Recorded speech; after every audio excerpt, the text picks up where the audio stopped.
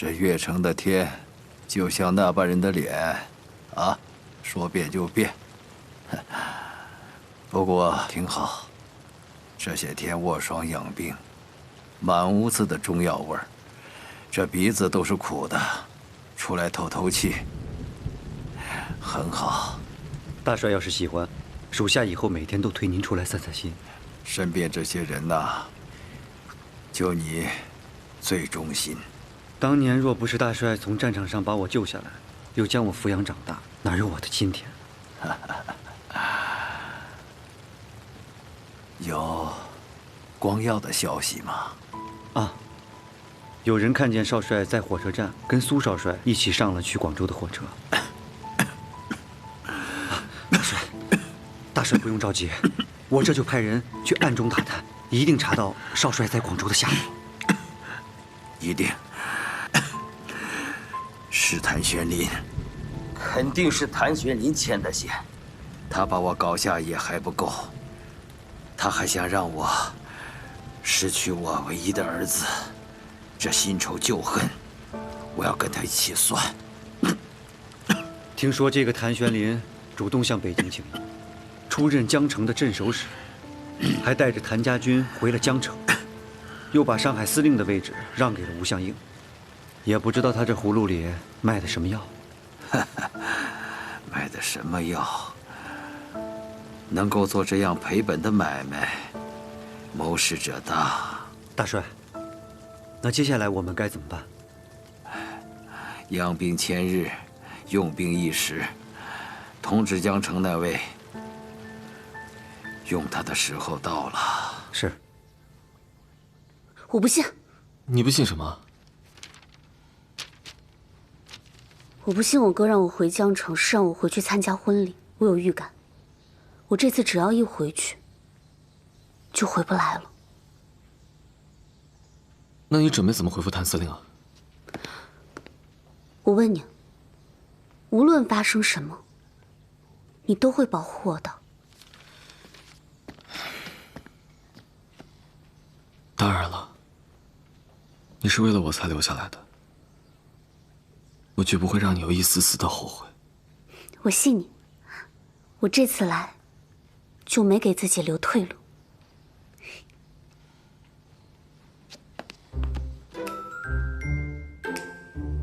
东西都放好了啊！哎，小崔，赶快去厨房把那个海鲜干货都带上啊！是。哎，这个一定要小心啊！这个也要小心。我只是去江城，又不是去野营，哪用得着这么多东西啊？哎呀，大小姐，你多带一点是一点。江城那个乡下地方，能有什么好吃的好用的呀？是啊，谁让你们家大小姐看上我这个乡巴佬了？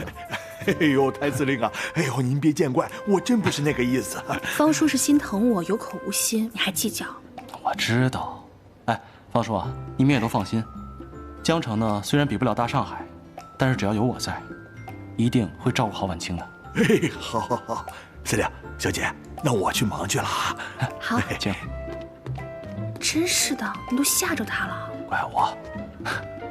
司令，司令，四小姐发来电报，说她不能来参加婚礼了。她让你和穆小姐千万珍重，不要挂念她。她还附了一首诗：青山一道同云雨，明月何曾是两乡。愿君摘取南海月，散落清辉到江城。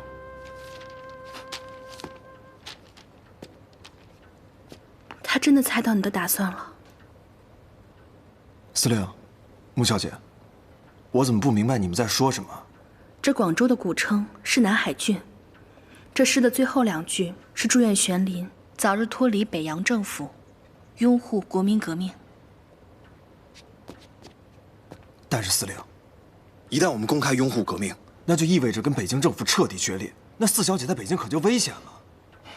如果裴军再拿她当做人质的话，那我们是进退两难啊！现在只看裴少军能不能不负所托，保四小姐平安无事了。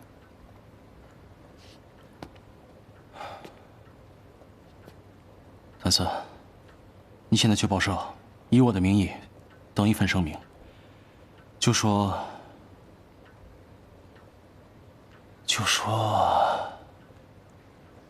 就说谭家四小姐谭桑榆，生性顽劣，忤逆长辈，私自离家与裴少君私奔，寡廉鲜耻，为家法所不容，故将其开除出谭氏宗祠。即日起，无论生死，都与我江城谭家无关。不，司令，你疯了！这个声明一出的话，四小姐可就再也回不来了。我能怎么办？我已经给她找了退路，是她不回来呀。可见，她已经认定了那个裴少君，即使是千难万难，也不会回头的。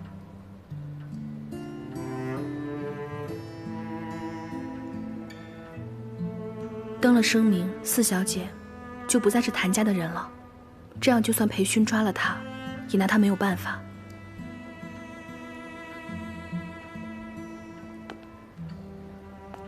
这是眼前最好的办法了。我终究护不了她一生，她自己选的路，就让她自己走吧。去吧。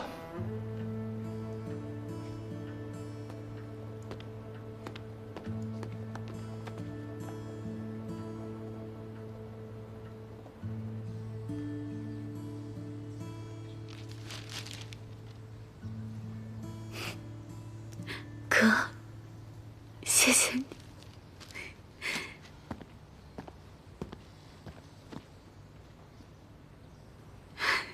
你哥哥是个勇敢的人，敢想，敢干。你应该为他感到骄傲。我不后悔留下来，可是我一想到我和我哥天各一方，可能再也见不到，我就还是很难受。不会的，肯定会再见的。我不能让你为了我，去失去相依为命的亲人。这是什么意思？这些天，我在试图劝着父亲，和革命军和谈。父亲的态度有所松动，考虑答应我的提议。真的？那可太好了！如果裴伯父答应和谈，太好了。我答应过你哥哥，要为了你改变这个家，我要遵守我的承诺。我就知道我没有看错人，你就是我的英雄。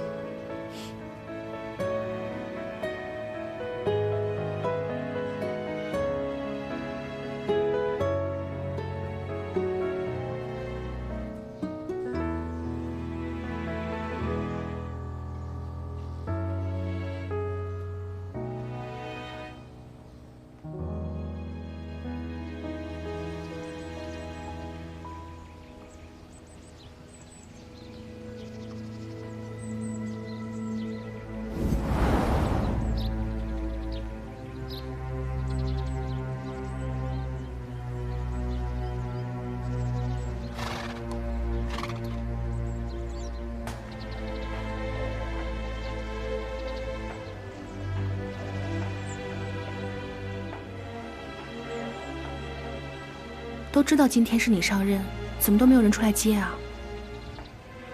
不好说。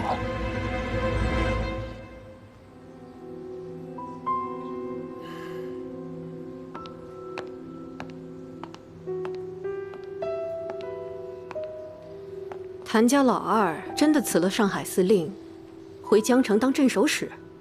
啊，北京的委任状他已经拿到手了，想必这个时候已经在城门口了。都10年没回来过了，这个时候跳出来横插一杠，真是不识相。不要再说了。这10年，谭子杰就是个甩手掌柜的，里里外外都是你在撑着。现在好不容易熬到他死了，居然跳出来谭家老二，难道那个毛小子还想压在你头上不成？军人服从命令为天职，不要再说了。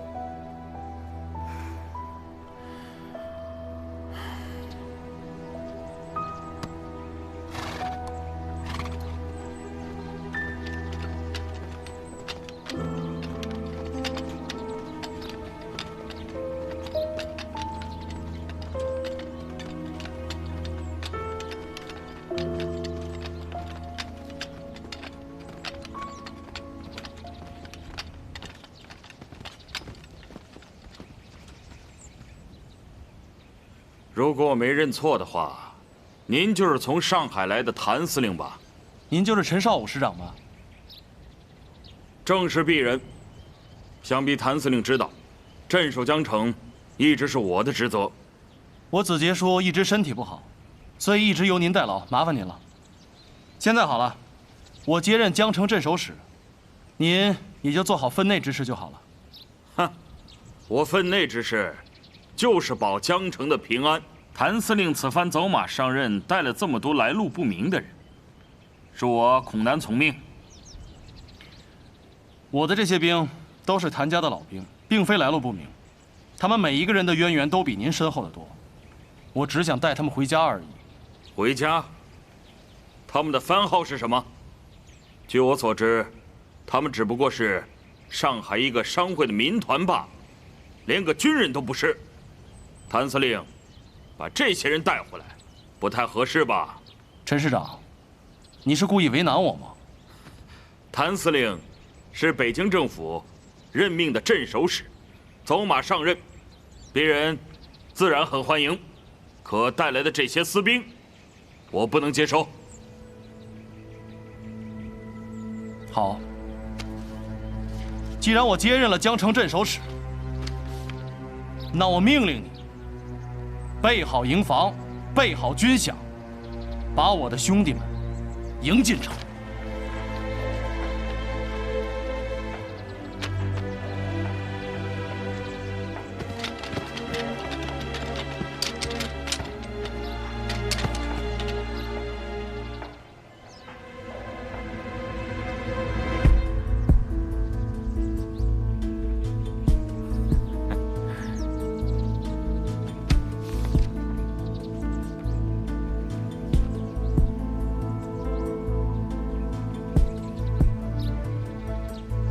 陈师长，这是要违抗军令吗？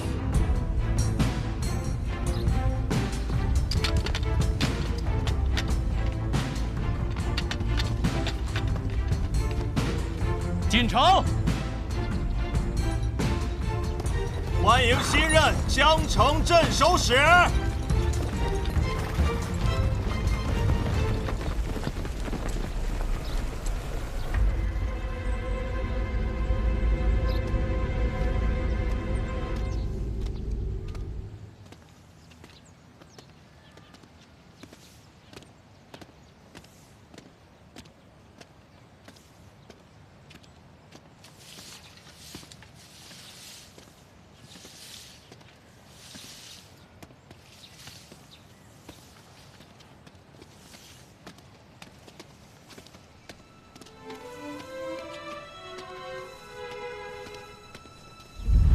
队长，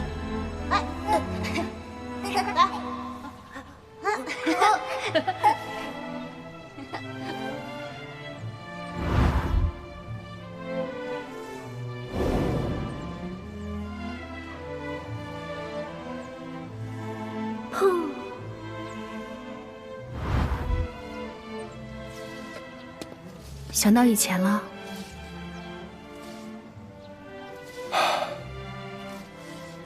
我爹死后，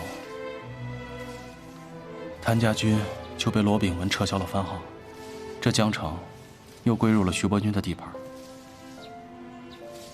有家不能回啊，一直漂泊在流浪。但是现在我终于可以名正言顺地回来了。只不过这一切都变了。我明白。我刚回上海的时候，走进木公馆那一刻，也是这样的感受。明明是自己从小长大的地方，却恍如隔世。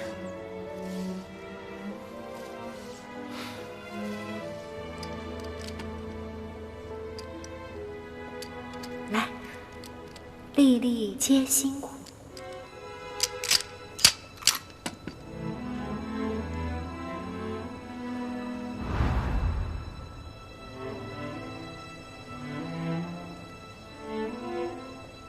我是回来了，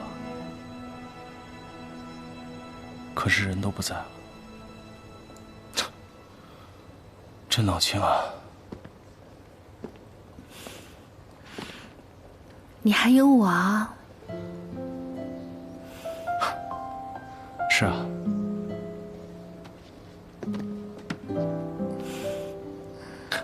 还有你，以后还会有我们的孩子，会在这里玩耍。如果你喜欢，我们可以多生几个，生他一个牌怎么样？你想累死我啊！司令，司令，有一名叫刘富的师长求见。刘富，刘叔，快请他进来。好。我们进城的时候，那个陈少武并不欢迎我们。这时候，这个刘师长来干嘛？这个刘富是我爹的老部下了。当时我们在当马匪的时候，他就一直是我爹的左膀右臂。小的时候，我还跟他一起学过骑马呢。但这10年没见了，难免不是一条心。今天这个陈少武，摆明了就是要和我翻脸的。我想要坐稳这个位置，就必须要得到这些老师长的支持。在这里面，我认识的只有这个刘叔了。可他靠得住吗？但我想赌一把。二少爷，刘叔，哎呀，好久不见。哎呀，当年你离开江城的时候，还是个10来岁的半大小子，现在已经长成了威名赫赫的一方镇守使了。刘叔，你也没变，来，快请坐。哪儿没变呢？我都老了。刘叔，我给你介绍一下，这是我未过门的媳妇儿，穆婉清。刘叔好。这姑娘的气派，一看就是大家闺秀啊。要是你爹你娘看到了，不知道得有多高兴了。嗯。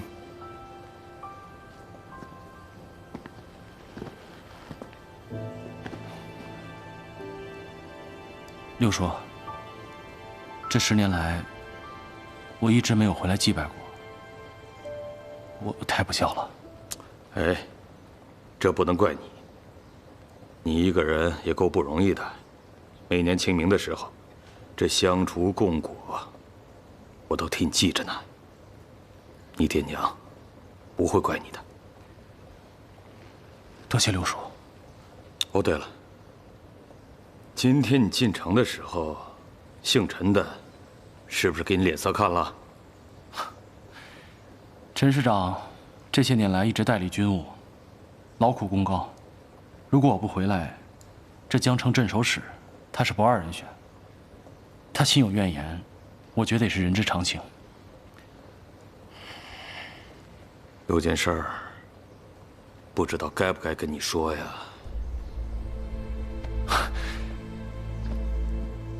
刘叔，有什么话您直说。我怀疑你子结树不是病死的。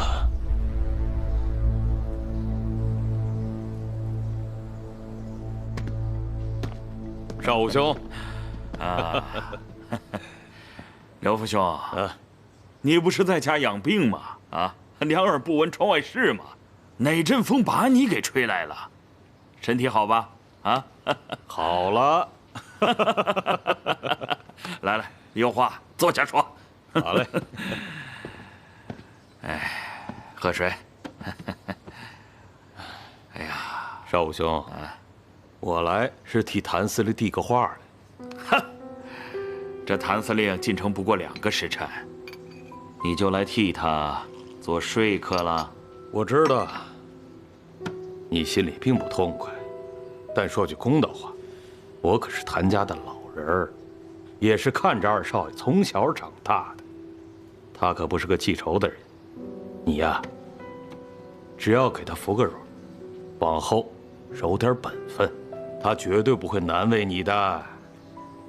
哼，谭司令来到江城做镇守使，那是奉了上级的命令，我无话可说。可他带了一些私兵，这不符合规矩呀。那不是情况特殊吗？要不是当年他们被取消了番号，他们就是江城的兵。更何况，现在江城有5万多人马，多2000多人，这军饷挤一挤也就出来了。那干嘛弄得这么难看呢？咱规矩是得讲，但人情不是也得顾着吗？哼，好，看在你刘福兄的面子上，这事儿过去了。得嘞。但是少武兄啊，你怎么得有点姿态吧？好，今天晚上啊，就在我这宅子里宴请谭司令。哎，我们都是粗人，喝顿酒，这事儿就结了，行吗？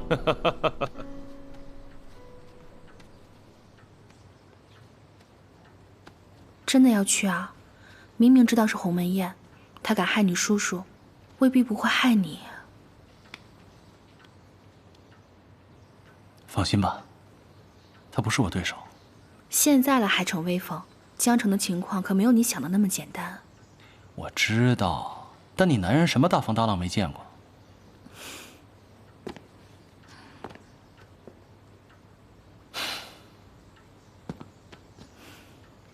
放心吧。各位同僚，谭司令大驾光临，蓬荜生辉。谭司令当年在上海当过司令，这次回到江城这个小地方坐镇，那是我们的荣幸。大家听令，让我们一起敬谭司令一杯。啊，从今以后，只要谭司令一声令下，赴汤蹈火，在所不辞。赴汤蹈火，在所不辞。哎，各位，稍安勿躁，听我说一句。陈市长，哎，您这么说可是太客气了，谭某羞愧难当。今天是家宴，咱们抛开所有的官职，在座的各位大部分是我的前辈，是长辈，我敬大家，来，干了！敬谭司令，敬谭司令。请坐，敬。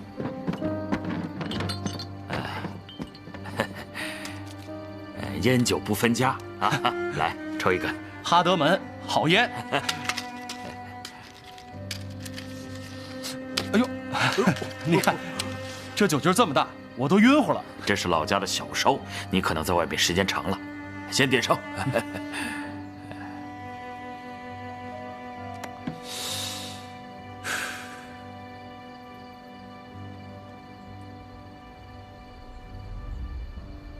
好烟，舒坦。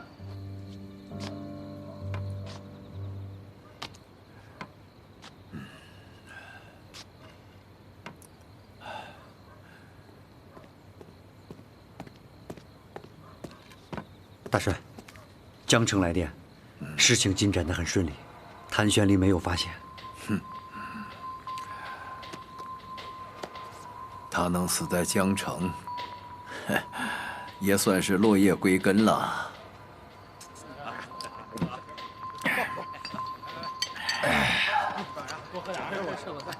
陈市长啊，你说我这怎么还有点胸闷，头还有点晕呢？各位兄弟，我敬大家一杯。是这儿来太嘈杂了，要不咱们出去透透气？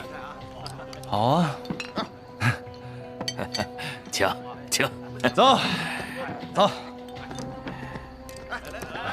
来，哎呀，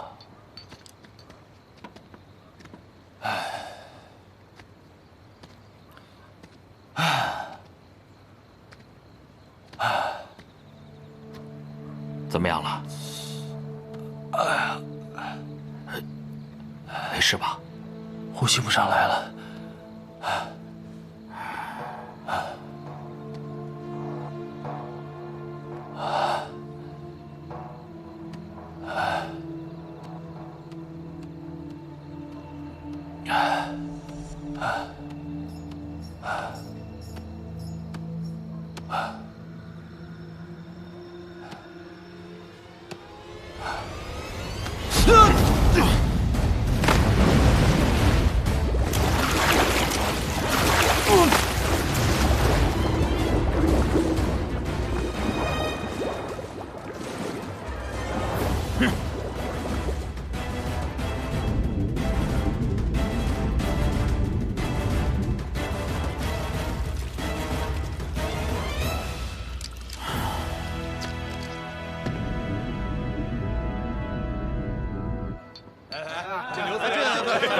好，我喝。来个，行，喝吧。来，倒点。喝，谭司令喝多了，在外边透透气，啊！多喝几。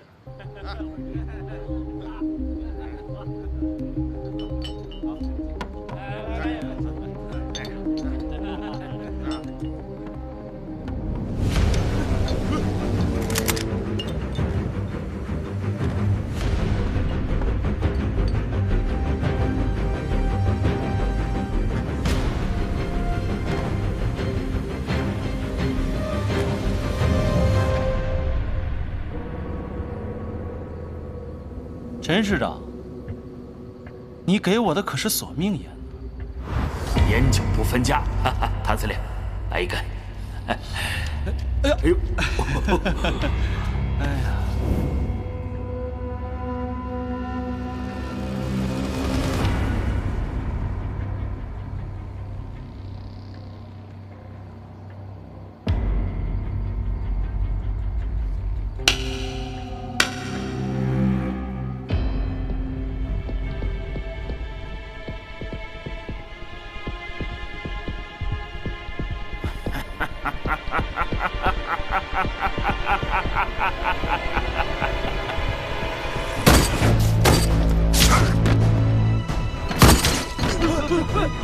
谭司令，大家诚心诚意来为你接风，你倒好，2条人命，你眼都不眨，你到底想干什么？对呀，就是太乱了。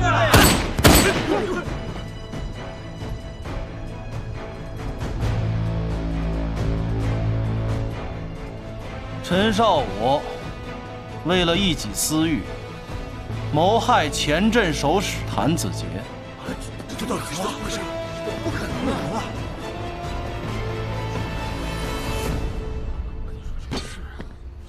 怎么变成这样了？诸位，前镇守使谭子杰在泡温泉的时候心脏病突发，溺水而亡。心脏病？咋怎么会这样？这是。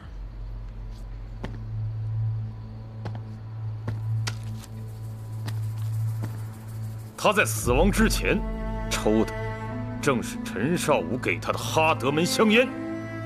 之后，我们对烟头进行了化验，发现香烟当中含有高浓度的洋地黄，这个洋地黄可以使人的心脏骤停。刚刚陈少武如法炮制，给谭司令抽了同样的香烟。这个人怎么这么阴险呢？这是丧心病狂！真是丧心病狂！死掉一股，太恶毒了！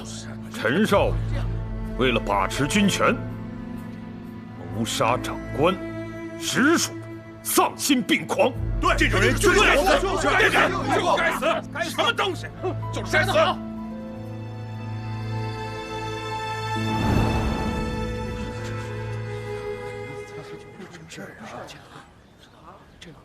哎，你说，这新任的镇守使带着亲兵到咱们江城来，这不明显的改朝换代吗？那咱们前程怎么办？还要什么前程？你没听说淮南镇守使都被革命军抓了吗？这江城啊，早晚朝夕不保，革命军一来准完蛋。我说你俩就稍高兴吧，我们这些在陈少武部下的，回头还不知道被怎么处理呢。这谭司令据说是陪都军的人，你说那个徐都军把税收到几10年后，他该不会不承认吧？哎，新官上任，咱们肯定又得扒层皮啊！大家说是不是啊？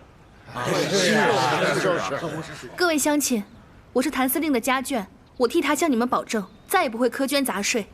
谭夫人，此话可当真？当真？当真？当真？兵的事情谭司令管，钱的事情我能说上话。这就好，那就好。有你这句话，我们就放心了。这回有希望了。是。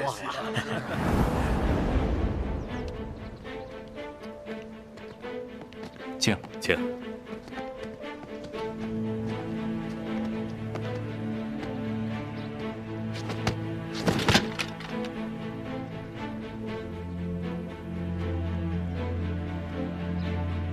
各位江城军界同仁，各位守卫江城、劳苦功高的兄弟们，大家都知道，今日江城局势危急，又遭逢变故，军中无帅，人心惶惶。但所幸的是，谭家军后任谭司令心系家乡，挺身而出。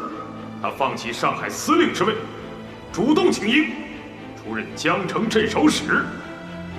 这实属我江城百姓之福，也是我等之大幸。下面欢迎江城新任镇守使谭玄林长官为大家讲话。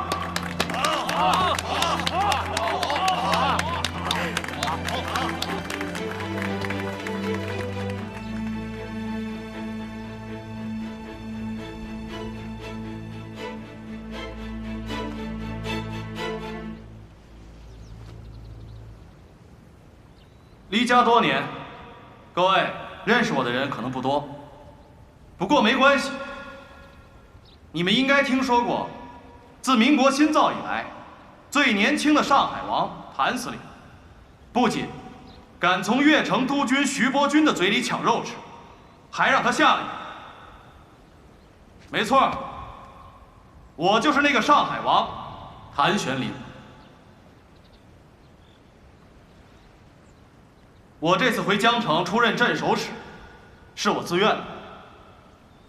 江城现在正处于两军交战的前沿，革命军一直想要攻占这个长江北岸的水路要冲，而北京政府呢，却一直在观望。只要我们作战不利，他们就会随时派人接管我们，甚至兵戈相向。用一个词来形容我们江城现在的处境：四面楚歌。这个局势确实不好。所以，江城何去何从，不仅关系到我，也关系到现场的每一位的生死存亡。我回来不是为了争权，也不是为了名利，只是想为江城找一条出路，更是为了你们找一条活路。古人云：“识时务者为俊杰。”现在革命军就在对岸。即便我们埋了水雷，关了城门，可又能坚持多久呢？这10几年来，无论是罗督军、徐督军还是裴督军，又有哪一位真正把江城百姓的安危放在心上呢？江城对他们来说，只不过是隔开战火的屏障，一个随时可以抛弃的筹码。所以，作为江城镇守使，我在此宣布，江城拥护革命。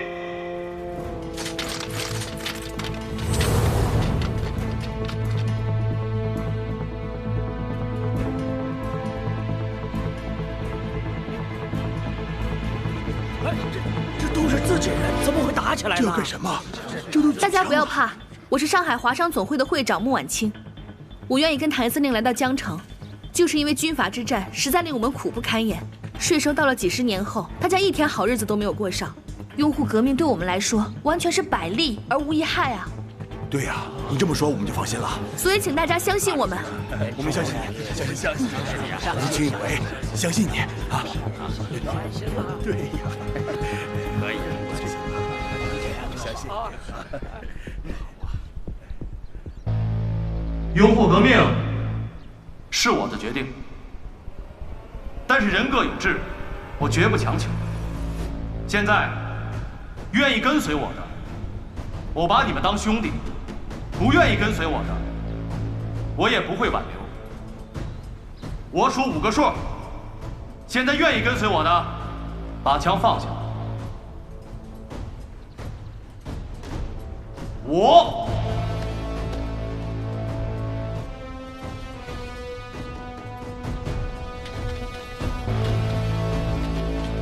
4、3、2、1。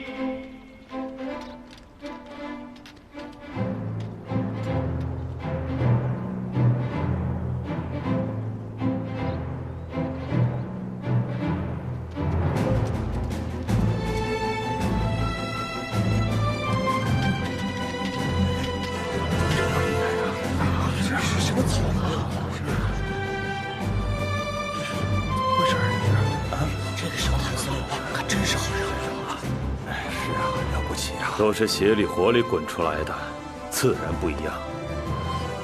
谢谢刘叔。好了，现在留下来的都是我的兄弟，有仗一起打，有肉咱们一起吃，守住江城，人在城在，人在城在，人在城在，人在城在，人在城在。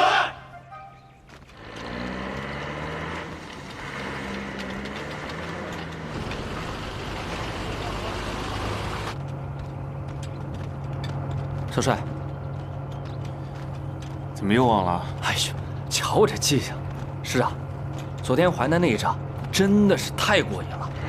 你瞧那淮南镇守使啊，连裤子都还没穿上就被我们逮在床上，这叫一个快准狠。那个镇守使啊，是前清的巡防营管带，手下的兵都是些兵油子，平常只顾着捞钱、疏于管理，当然不是我们的对手。那是。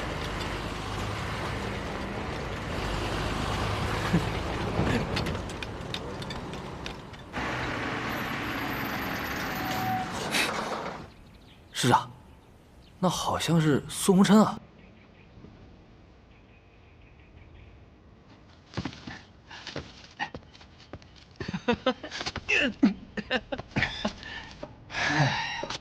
我在广州都听说了，大家都说你不愧是当年保定军校的神童，首战告捷，不费一兵一卒就活捉了淮南镇守使，我都觉得脸上有光。别说了，都是一群老弱残兵罢了，胜之不武，胜之不武。不管怎么说，你也算是好好的露了一回脸，让广州那帮家伙见见你的本事。不说这个，你怎么会出现在这儿？这个时候你不是应该在前线吗？我来给你带个好消息。